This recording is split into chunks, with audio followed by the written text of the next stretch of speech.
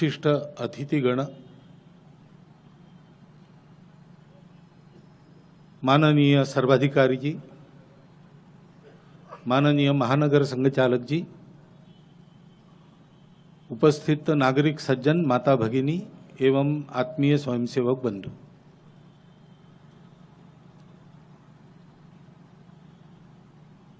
प्रतिवर्ष इस मैदान पर तृतीय वर्ष का समापन कार्यक्रम होता है और उसमें हम सभी उपस्थित रहते हैं।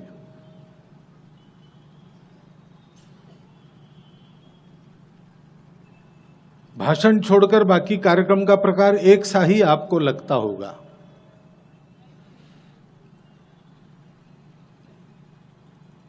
संघ की शाखा को आप देखेंगे, 365 दिन देखने के बाद ध्यान में आता है कि 365 दिन लगती है लेकिन एक सी ही लगती है।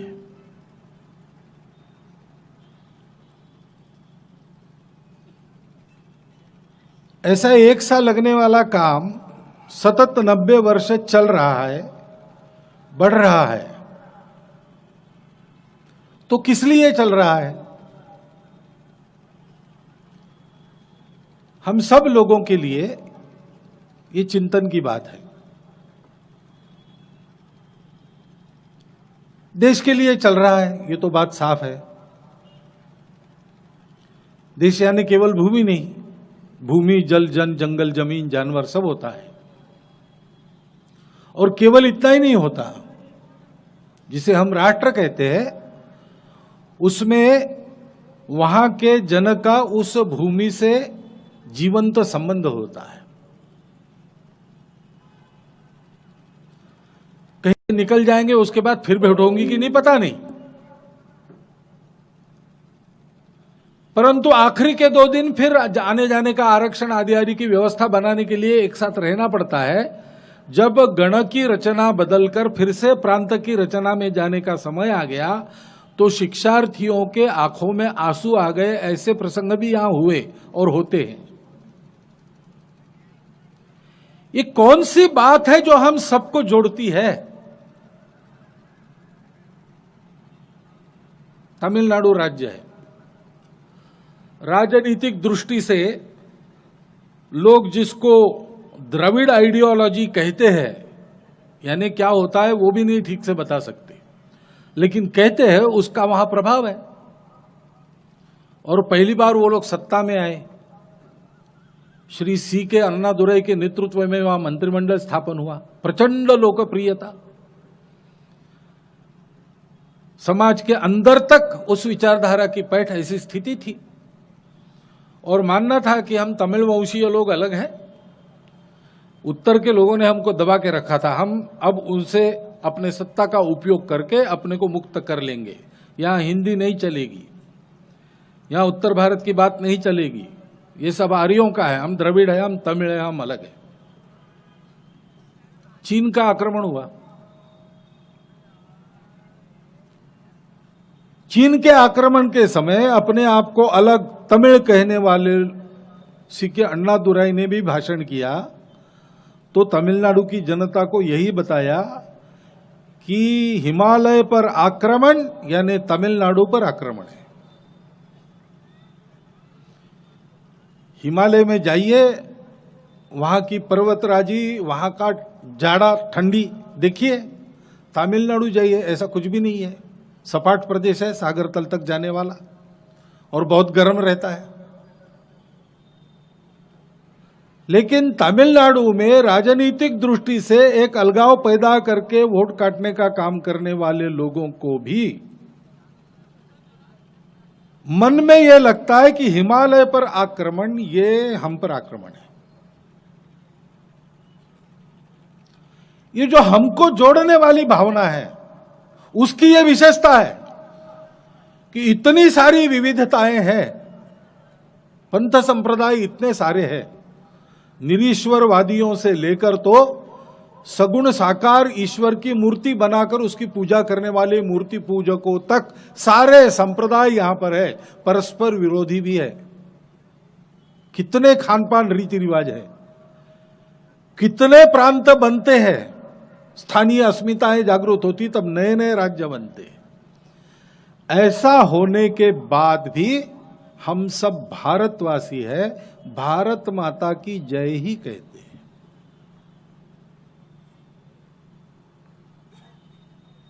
ये जो भावना है, उस भावना के चलते यहां पर सनातन काल से आज तक कुछ जीवन के मूल्य प्रतिष्ठित है और उसी के आधार पर सब लोग विचार करते हैं। उसी के आधार पर सब लोग विचार करते हैं। कोई उनको सिखाने नहीं जाता, उनके खून में है।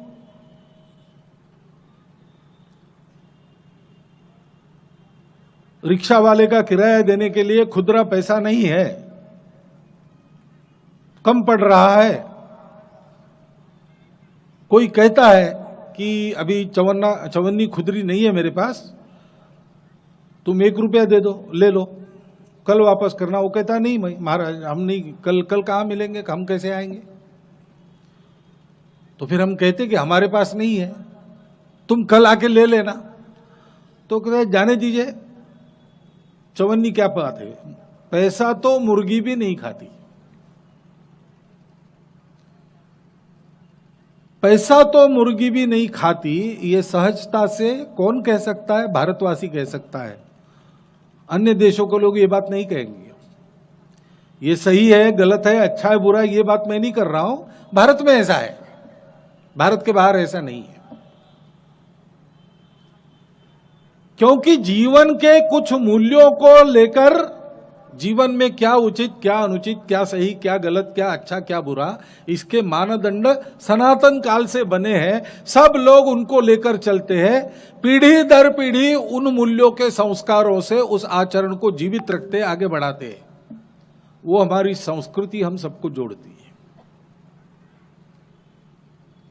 ये सब मिलके हमारा राष्ट्र बनता है।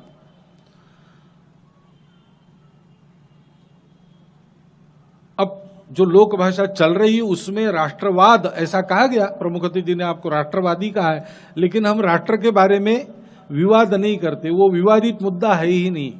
वो एक सनातन अस्तित्व है, प्राकृतिक अस्तित्व है। आप उसको नकारो तो भी वो है। सूर्य पूरब से निकलेगा, दिन भर रहेगा, शाम को अस्त होगा पश्चिम में। आप सूरज नहीं है कहो तो भी वो आएगा, अपना काम करके जाएगा। ये राष्ट्र है। इसको नकारने से सत्य को नकारने जैसा होगा और हानि होगी।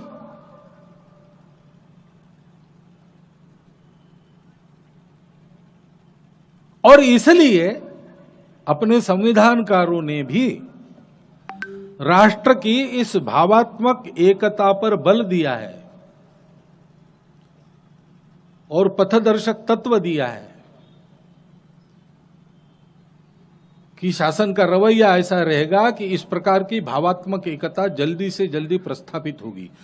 हम लोगों की एकता साधने वाला भाव कौन सा है?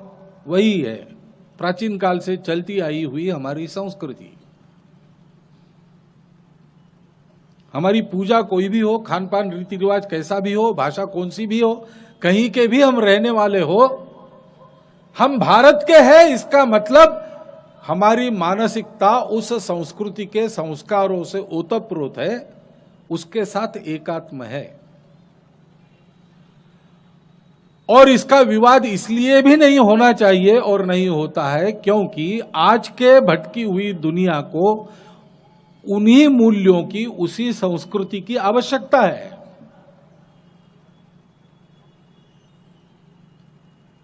प्रधानमंत्री जी के भाषण का भी जिक्र हुआ, कल ही हुआ है, बहुत सुंदर भाषण है।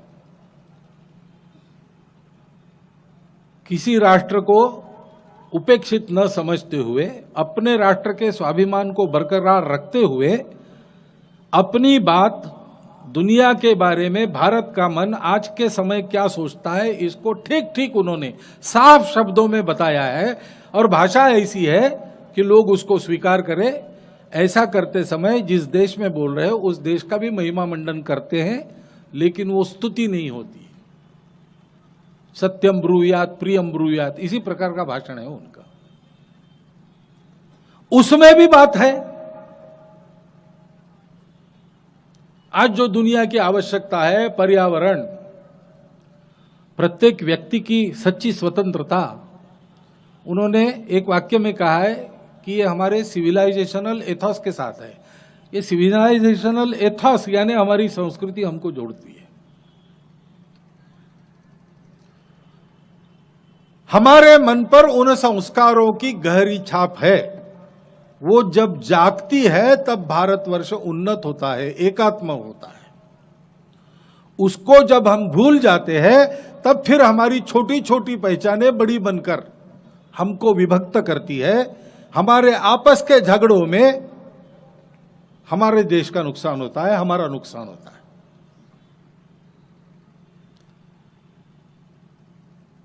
देश को संविधान प्रदान करते समय डॉक्टर बाबा साहब आम्बेडकर ने जो भाषण किया उसमें उन्होंने इसको कहा है। उन्होंने कहा कि अलग अलग विचारधाराओं के कैंप्स बनाकर आज इस भवन में हम लोग बैठे हैं, एक दूसरे का विरोध भी करते और करेंगे, परंतु हमको यह ध्यान में रखना पड़ेगा कि इस देश का इतिहास ऐसा है कि इस देश को किसी परकीय ने अपने बल पर नहीं जीता है। हमारे इस फूट के कारण, भेद के वातावरण के कारण, विषमता के कारण, हमारे आपसी झगड़ों के कारण हमने ही अपना देश चांदी की तस्तरी में परकीय आक्रामकों को सौंपा। उस इतिहास से सबक लेकर अगर हम लोग एक नहीं होंगे तो फिर से वो संकट आ सकता है। स्वातंत्र्य, समता और बंधुता ये तत्वत्रयी मैंने तथागत बुद्ध के तत्वज्ञान से लिए, फ्रांसीसी राज्य क्रांति से नहीं ली।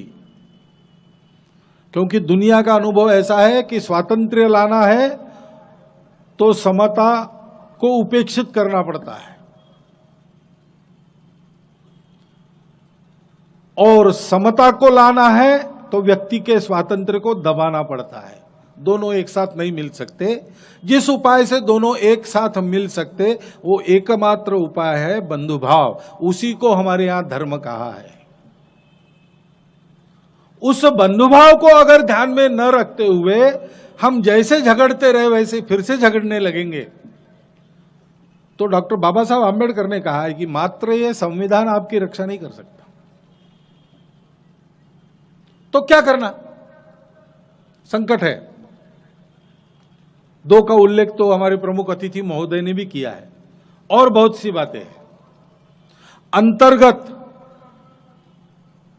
संकटों का भी और संकट लाने वाली प्रवृत्तियों का भी उन्होंने उल्लेख किया है। हमारे समाज में घोर दारिद्र्य है, अज्ञान है, उसके चलते बेरोजगारी है, विकास नहीं पहुंचा, यह भी एक समस्या है।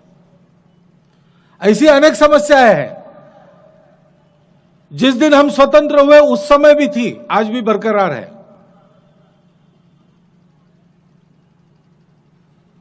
और उससे प्राचीन कुछ समस्याएं हैं, जैसे आपस का भेदभाव है, मन को चिपक बैठी जात पात की भावना है, रूढ़ियां हैं, कुरीतियां हैं। इन सब समस्याओं से मुक्त कैसे होंगे? समस्याओं का वर्णन करने लगेंगे तो भारतवर्ष तो ऐसा देश है कि इसमें दुनिया की सारी समस्याएं हैं। जिन जिन से दुनिया लड़ रही वो सारी समस्याएं भारत में भी है, और भारत की अपनी ऐसी प्राचीन समस्याएं हैं जिनसे उसको मुक्त होना है। समस्याओं का वर्णन करते हैं तो दिल बैठ जाता है, डर जाता है, निराश हो जाते हैं, कुछ हो ही नहीं सकता ऐसा लगता है। लेकिन रोने से, निराश होने से बन सकता कुछ काम नहीं। शांत चित्त से हंसते हंसते जाए, गाते जाए गान यही भारत माता की जय वाला। ये हमारी मातृभूमि है, हम उसके पुत्र हैं, हम सब समान हैं, हम सब एक दूसरे के हैं। मेरा जीवन स्वार्थ के लिए नहीं है, मेरा जीवन उस माता का मान बढ़ाने के लिए है। गुण संपन्न बनूंगा, कर्तृत्व संपन्न बनूंगा, दुनिया को दिखा दूंगा मैं गुण संपन्न हूं। कमाने की बात है, तुमसे ज्यादा मैं कमा सकता हूं। पढ़ने की बात है, सबसे ज्यादा पढ़े लिखे हम होंगे, करने की बात है सबसे उत्तम करने वाले हम होंगे, ये सब दुनिया को दिखा देंगे। लेकिन ये सारा मैं क्यों कर रहा हूं? इसको मुझे अपने देश को बड़ा बनाने के लिए दुख और अभाव की गर्त से मेरे सारे समाज बांधव निकलकर मेरे साथ खड़े होकर देश के उन्नति में योगदान दे, दुनिया के उन्नति में योगदान दे, ऐसा उनको बनाने के लिए। सावरकर जी ने एक जगह कहा था मराठी कविता में, गुण सुमने मी वेची अलिया भावे की तिने सुगंधा घ्यावे, जरी उद्धरणी व्ययन तिचा हो साचा, हा व्यर्थ भार विद्येचा। ये सारे गुण सुमन मैंने बहुत परिश्रम पूर्वक एकत्र किए हैं, मातृभूमि को उसका सुगंध मिले, अपने सूंघने के लिए नहीं जमा किए मैंने। अगर उसके उद्धार के लिए ये सारी गुण संपदा खर्च नहीं होती है तो ये विद्या का भार है, व्यर्थ है। इस प्रकार की उत्कट भावना मन में लेकर देश के लिए यश कमाने वाले लोग, उनका यह समाज बने, ये उपाय है। चर्चा उपाय की करनी चाहिए। समस्याओं की बहुत होती है, सब लोग करते हैं,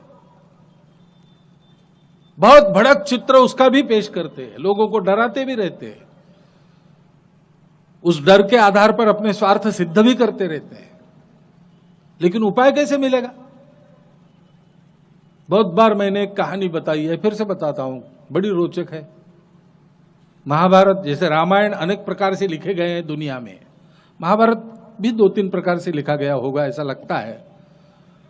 जैन संप्रदायों में जो महाभारत की कथा चलती है उसमें ऐसा प्रसंग है कि युद्ध हो गया, इतना बड़ा संहार हुआ, अपने ही रिश्तेदारों को मारना पड़ा, तो मन में बहुत उदासीनता थी, अवसाद था।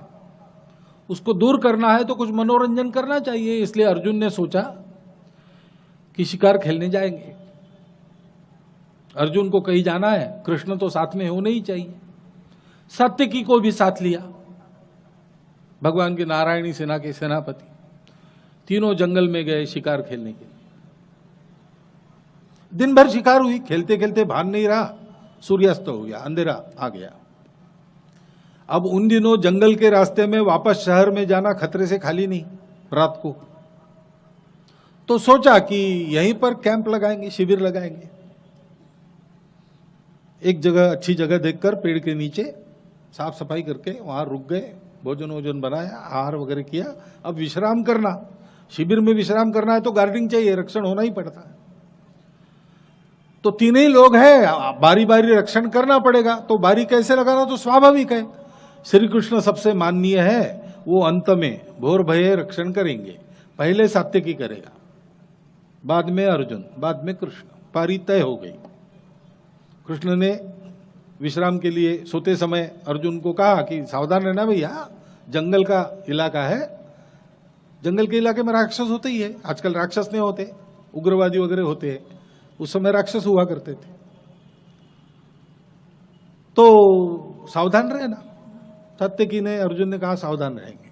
अर्जुन कृष्ण सो गए, सात्यकी पहरा देने लगा। तो वहां एक राक्षस आ गया। राक्षस तो था लेकिन विचित्र था, क्योंकि अंगूठे जितना ही था।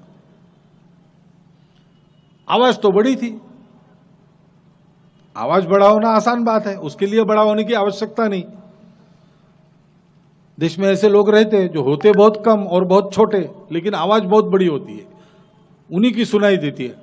इतने बड़े लोग हैं और अन्य अच्छे अच्छे लोग हैं, उनकी नहीं सुनाई देती। ऐसे होता है, वहां भी वैसे ही था। राक्षस ने अपनी कड़कती हुई आवाज में कहा कि अच्छा हो गया तुम तीनों यहां पर अपने पैरों चलकर आए, बहुत दिनों से मनुष्य का मांस नहीं खाया था, अब तुम तीनों को मारकर खाऊंगा, अपनी भूख मिटाऊंगा। सात्यकी देखने लगा कौन चिल्ला रहा है, पहले तो दिखे ही नहीं। बहुत खोजा तो ध्यान में आया कि घास के पत्ते के पीछे छुप के एक अंगूठे जितना राक्षस, वो चिल्ला रहा है। सात्यकी को हंसी आई, उसने कहा तुम क्या बात कर रहे हो, छोटा मुंह बड़ी बात, हमको खाओगे? अरे कौन है हम, केवल मनुष्य नहीं है, तीन साधारण। मैं सात्यकी हूं, भगवान की नारायणी सेना का सेनापति। महाभारत युद्ध में शत्रुओं को मारकर जीत कर मैं वापस आया हूं। तो राक्षस भी हंसा, उसने कहा तुम हो ही जात के मुझे और मनुष्य हो, मनुष्य बड़ा मुजोर प्राणी है और मुजोरी कर रहे हो।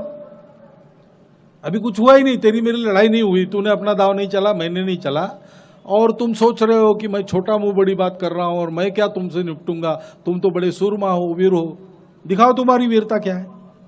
सात्यकी को बड़ा गुस्सा आया, अंगूठी जितना हो गए ऐसी बात करता है। उसने एक लात मारी, राक्षस को लात तो लगी, लेकिन चमत्कार, लात खाने के बाद राक्षस हंसा और थोड़ा सा बड़ा हो गया। सात्यकी को अपने आंखों पर विश्वास नहीं हुआ। उसने जरा ठीक से निशाना मांग ले, दूसरी लात मारी, नतीजा वही, लात लगे राक्षस बड़ा हो। हाथों में उठाया, मसला, जितना मसलेंगे उतना बड़ा। अब 4 घंटा पूरे ड्यूटी में सात्यकी की राक्षस से कुश्ती, सात्यकी मारते चला गया, राक्षस बड़ा होते चला गया, आदमकद बन गया। तब सात्यकी को स्मरण हुआ कि 4 घंटे के बाद अपनी पारी समाप्त है, अब अर्जुन की बारी है। उसने जाके अर्जुन को जगाया, तो कहा कि वहां एक राक्षस है, बहुत मारा लेकिन मरता ही नहीं, जितना मारेंगे उतना बढ़ता है। तो अर्जुन ने हंसकर कहा, अरे राक्षसों से माया युद्ध करना पड़ता है, उनके पास जादू होती है ना, दिव्यास्त्रों से लड़ना पड़ता है। मैंने बहुत राक्षसों को निपटा है, ये क्या करेगा मेरे पास दिव्यास्त्र है। गया अर्जुन, बताया राक्षस को, भाग जाओ प्राण प्यारे हो तो। अब तुम्हारा पाला किससे पड़ा है जानते हो? कर्ण जैसे महारथी को जिसने मारा, भीष्म को जिसने भूमि कर गिराया, उस अर्जुन से तुम्हारा पाला पड़ा है। सर्वश्रेष्ठ धनुर्धर अर्जुन तुम्हारे सामने खड़ा है। तो राक्षस ने कहा, अच्छा तुम ही अर्जुन हो? हाँ, तुम्हारी कहानी तो सुनी है। वो कर्ण बेचारा रथ का पहिया जमीन में फंसा था, निशस्त्र था, उस समय उसका सिरच्छेद किया और कहते हो सर्वश्रेष्ठ धनुर्धर। भीष्म को तो एक नपुंसक के पीछे छुपकर तुमने बाण चलाकर गिराया पीठ पर, वो भी।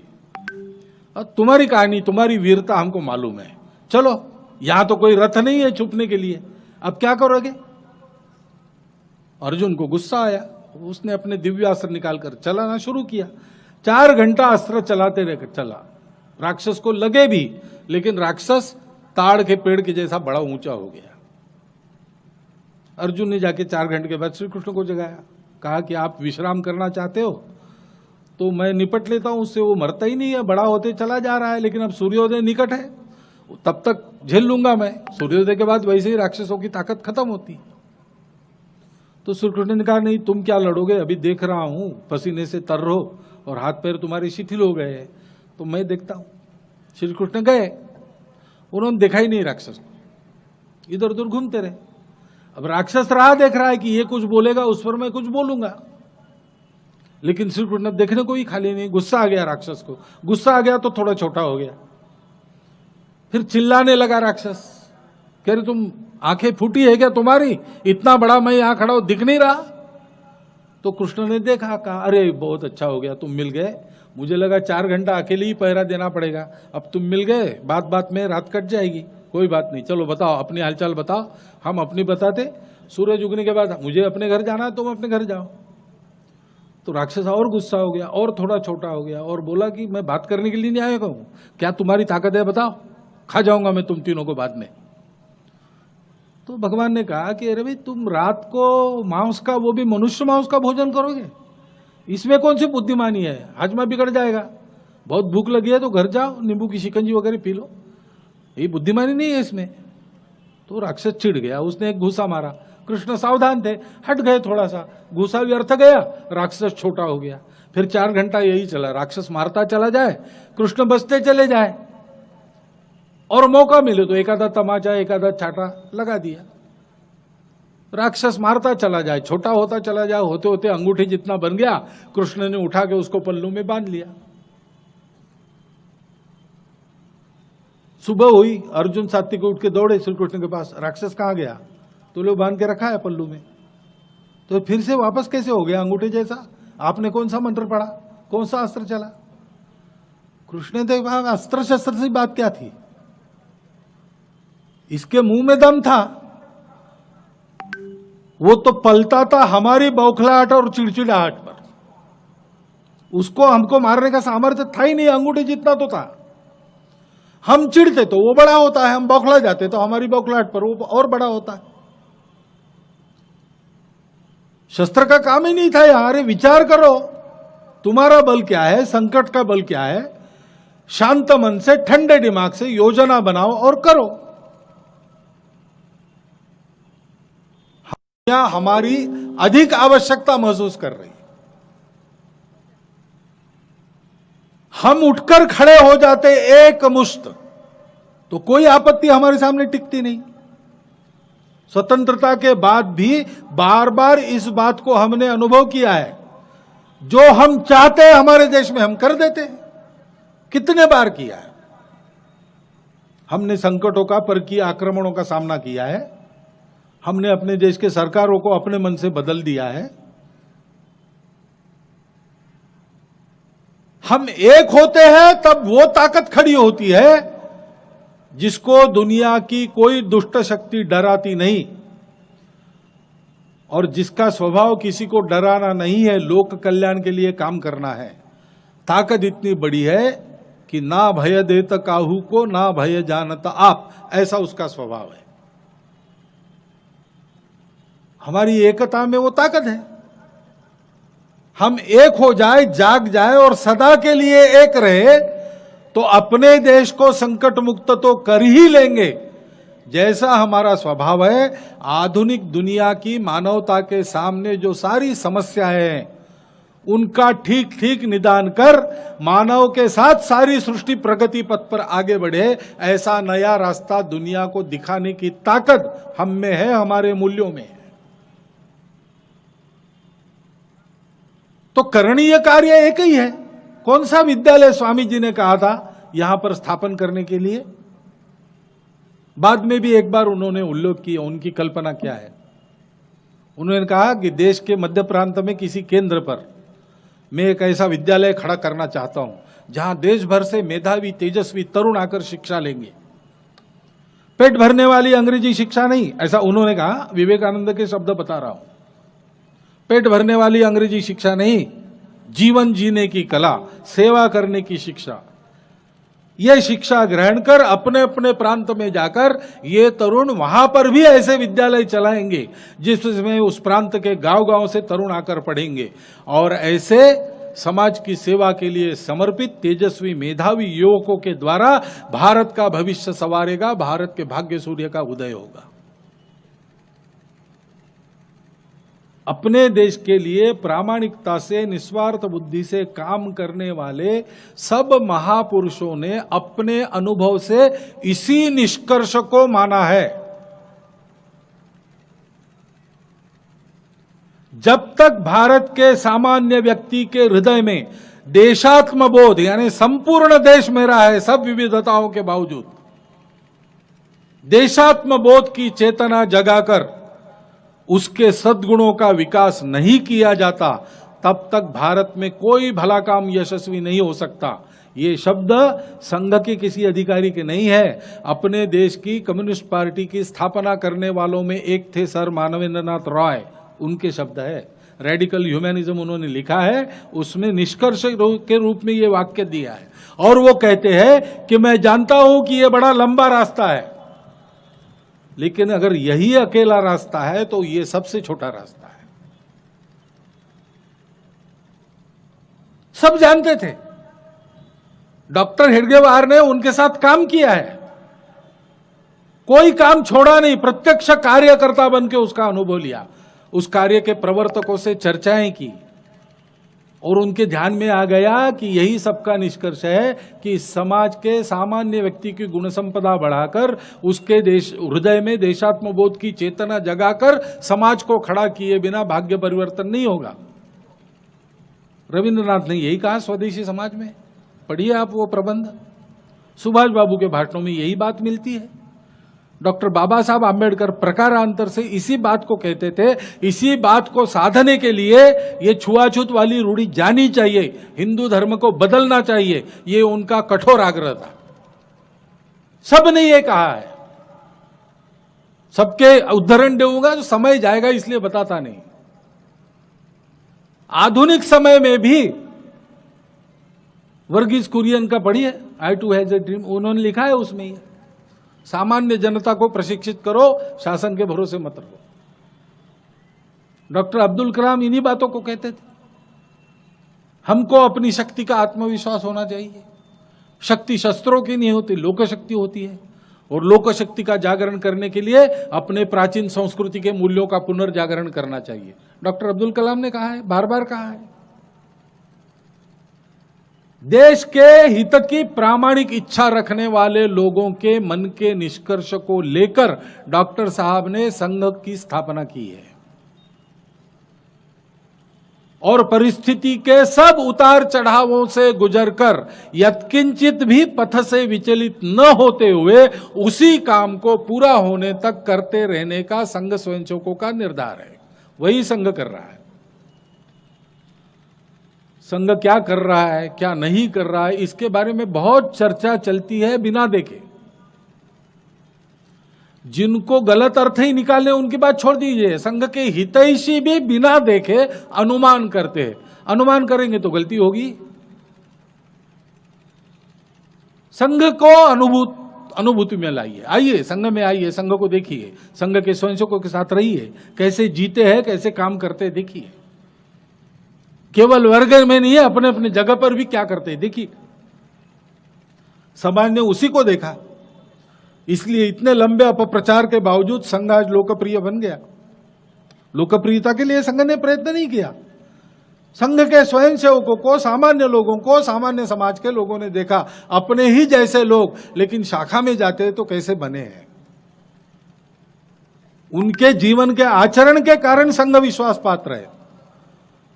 इस आचरण की उत्कटता, तीव्रता, शुद्धता 100% हो और सारे समाज को ऐसे 100% आत्मीय आचरण के सूत्र से बांधकर देश के लिए जीने मरने वाला गुणसंपन्न समाज, सर्व मंगल हितैषी समाज, लेकिन सबके मंगल की कामना करते समय जो कोई उसका अमंगल करना चाहता है, उसका आघात निष्फल हो जाए, आघात करने की उसकी बुद्धि मर जाए, ऐसा करने वाला समाज, ऐसा शक्ति संपन्न, सामर्थ्य संपन्न, समता युक्त, शोषण मुक्त समाज खड़ा करने के लिए वातावरण उत्पन्न करने वाले कार्यकर्ताओं का देशव्यापी समूह संघ बनाना चाहता है। यही संघ का कार्य है। और इसलिए संघ बार बार आपको निमंत्रित करता है, आप आइए, कार्यक्रमों में आइए, देखिए। देखने के बाद जो आपकी अनुभूति है उसके अनुसार संघ के बारे में मत बनाइए। संघ किसी को विरोधी नहीं मानता, संघ सबको अपना मानता है। संघ किसी के विरोध में, प्रतिक्रिया में काम नहीं करता, क्योंकि भारत माता के प्रत्येक सुपुत्र को वो स्वयं कहां खड़ा है, कौन से स्तर का है, क्या सोचता है, किस संप्रदाय का है, किस भाषा का है, किस खान पान को मानता है, ये सब विचार बिना किए, क्योंकि वो भारत माता का पुत्र है, भारतीय पूर्वजों का वंशज है, भारतीय संस्कृति के प्रभाव में चलने वाला है, वो अपना है, उसी का वर्णन दुनिया हिंदू इस शब्द से करती है, इसलिए वो भी हिंदू है। ये हिंदुओं का देश है और हिंदू समाज का संगठन हमको करना है। हमको हिंदू समाज के अंदर प्रभावी संगठन नहीं खड़ा करना है, हमको संपूर्ण समाज को ही संगठित बनाना है। अपना अलग नाम हो ऐसी हमारी इच्छा नहीं। इस देश के समाज से, इस देश के सुपुत्रों से इस देश का उद्धार हुआ, ऐसा इतिहास बनना चाहिए, ये हमारी इच्छा है। किसी व्यक्ति, दल या संघ जैसे संगठन को उसका श्रेय जाए, ये हमारी बिल्कुल इच्छा नहीं। काम सब करेंगे, श्रेय समाज का होगा। ऐसा समाज बनाने का निश्चय करके हम चलते हैं। सबको संगठित करना है, इसलिए आप आज दर्शकगण बनकर आए, श्रोता बनकर आए। जल्दी जल्दी आपका ये श्रोतापन, दर्शकपन दूर होकर आप सहयोगी बने, स्वयंसेवक बने। अपने मातृभूमि की भक्ति के उत्कट संस्कार संघ की शाखा पर आकर आप अपने अंतर्तन में तन्मय कर लीजिए। उस मातृभूमि का कार्य करने योग्य अनेक प्रकार के गुणों का प्रशिक्षण वहां के वातावरण में से प्राप्त कीजिए और उस साधना को सतत जारी रखते हुए अपनी रुचि, क्षमता, समय और इच्छा के अनुसार समाज जीवन के किसी क्षेत्र में, किसी भी प्रकार से, संघ की योजना में अथवा संघ की योजना के बाहर, सारे समाज को साथ लेकर सक्रिय हो जाइए, निस्वार्थ भाव से, प्रामाणिकता से। समाज में बहुत लोग ऐसे हैं जो संघ को जानते भी नहीं होंगे, लेकिन अच्छा काम कर रहे हैं, संघ उनसे संपर्क करता है, उनके अच्छे काम में जितनी हो सकती है उनकी सहायता करता है। क्यों? इसलिए कि संपूर्ण समाज को ही संघ को ऐसा बनाना है, सारे संकटों से निजात पाने का और दुनिया में अपने योगदान, आवश्यक योगदान को, अनिवार्य योगदान को सुनिश्चित करने का ये मूल कार्य एकमात्र उपाय है। बाकी सब अपने आप होता है, होगा, हो रहा है। पहले हम कहते तो लोग विश्वास नहीं करते थे, लेकिन अब 90 साल के संघ के कार्य के बाद लोग ये अध्ययन कर रहे हैं कि संघ की शाखा में जाने से इतना सब कुछ जो हो रहा है वो कैसे होता है। वैसे ही होता है और कुछ नहीं करना पड़ता। मेरा देश है, मेरा समाज है, उसको दुखी दरिद्री नहीं रहने दूंगा, भेदों से जर्जर नहीं होने दूंगा, उसको संपन्न बनाऊंगा, नीति संपन्न भी बनाऊंगा, समाज में, देश में योगदान करने वाला बनाऊंगा। यह मेरे जीवन का ध्येय है। मेरा सारा जीवन इसके लिए है, इस उत्कट भावना का संस्कार और उसके लिए आवश्यक कर्तृत्व, क्षमता, नेतृत्व, सारी बातें सीधे साधे सरल कार्यक्रमों के 1 घंटे के अभ्यास से, साधना के रूप में निरंतर तपस्या से उत्पन्न होती है।